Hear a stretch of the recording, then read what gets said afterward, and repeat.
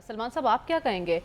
ज़िमनी इंतखाब की खान साहब ने तो मुहिम शुरू कर दी है, नून लीग की तरफ से कब इलेक्शन मुहिम का आगाज़ किया जाएगा और बयानिया क्या होगा इस दफ़ा इनका? देखें, कल के प्रोग्राम में भी किसी ने इस प्रोग्राम में ये नहीं कहा था कि जी इमरान खान साहब जलसे जुलूस या रैली ना करें, बल्कि ये कहा था कि जलसे जुलूस और रैलीज उनका हक है।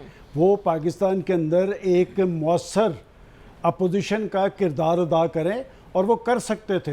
देखें, मैंने तो ये तजवीज़ किया था कि वो अगर कौमी असम्बली के अंदर अपना मौसर रोल अदा करते तो ये सारी कानून साजी ना होती जिसका पीटना पड़ा हुआ है। और बात यह कि जहाँ तक आपने ज़िमनी इंतखाबात की बात की है, देखें ये ज़िमनी इंतखाबात में अभी 2-2.5 हफ्ते बाकी हैं और इमरान खान साहब ने लाहौर से कन्वेंशन का आगाज़ किया। अभी ये वर्कर्स कन्वेंशन है और मुस्लिम लीग नून भी, मरियम नवाज साहिबा भी अपने वर्कर्स कन्वेंशन का इनेकाद करेंगी। अच्छा। अब इसमें हम किसी को ठेकेदार करार दें या कुछ और करार दें, बात यह कि हमने तो प्लेस पे देखना क्या है। अगर तो इमरान खान साहब की पार्टी ने पाकिस्तान के अवाम को डिलीवर किया है 3.5 साल में, उनको किसी किस्म का रिलीफ फराहम किया है, उनकी ज़िंदगियों में इत्मीनान और मुल्क के अंदर इस्तेहकाम आया है, तो फिर ज़िमनी इंतखाब में उनको रोका नहीं जा सकेगा। और पहले ही आपने इल्ज़ाम लगाना शुरू कर दिया है कि पाकिस्तान का इलेक्शन कमिश्नर और इलेक्शन कमीशन जो है वो मैं ये सवाल उठाता हूँ कि वो इलेक्शन कमिश्नर जो है उसकी नामजदगी किसने की थी? क्या ये आज के हुक्मरानों ने की थी या अपोजिशन के सियासतदानों ने माजी के अंदर की थी? इन्हीं प्राइम मिनिस्टर साहब ने की थी। ये अगर गलत हुई है तो इसके ज़िम्मेदार वो हैं। बाकी आप तो हमेशा अदारों की मजबूती के दावेदार रहे हैं।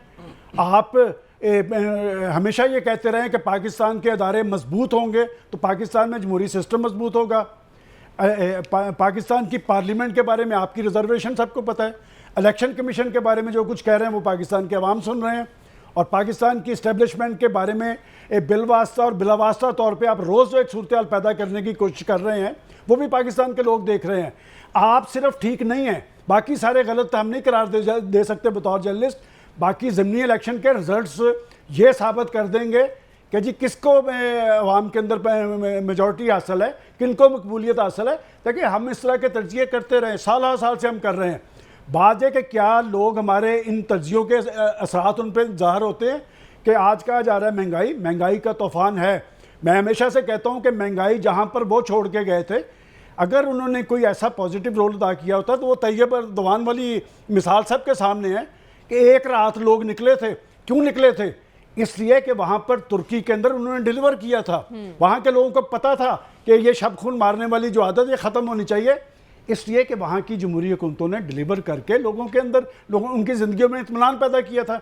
अब मैं नहीं कहता कि जी ये कन्वेंशन जो वो कर रहे हैं बहुत अच्छी बात है, और इस दफ़ा जब वो बाहर निकले हैं अब माजी के मुकाबले में मुख्तलिफ है, इसलिए कि आपकी हुकूमत की कारकर्दगी का मलबा उसके साथ है। लोग ये तो पूछेंगे ना कि जी आपने 3.5 साल के अंदर जो आपके पास इक़्तिदार था और इनका इक़्तिदार माजी की हुकूमतों से डिफरेंट था, इसलिए कि माजी की हुकूमतों को तो हमेशा ये गिला रहा कि जी हम इक़्तिदार में आते हैं लेकिन हमारी टांगें खींची जाती हैं। और यहाँ पर तो कहा गया जी 1 पेज की गर्दान करके मुखालफिन को डराने की कोशिश होती रही, और वो 1 पेज उन्होंने पूरी तरह इनको अपनी सपोर्ट दी।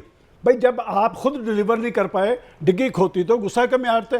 तो बात यह कि ये फैसला, ये अच्छी बात यहाँ पर की गई है कि ज़िमनी इलेक्शन के रिजल्ट साबित करेंगे कि किनको अवाम की तईद हासिल है और किनको नहीं।